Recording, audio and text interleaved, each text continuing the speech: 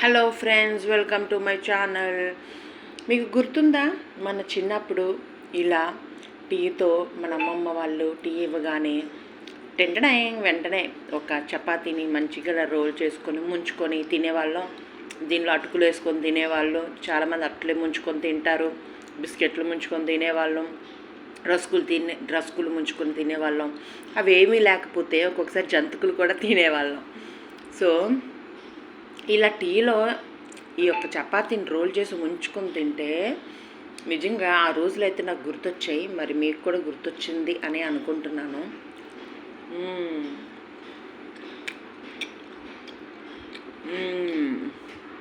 చాలా అద్భుతంగా అయితే నాకు ఈ టేస్ట్ అంటే చాలా ఇష్టం.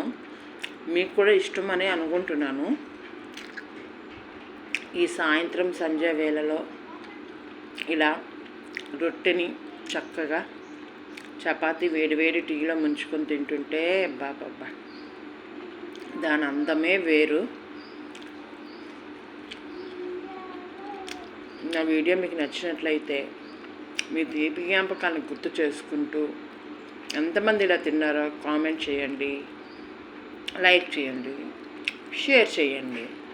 Thank you and bye.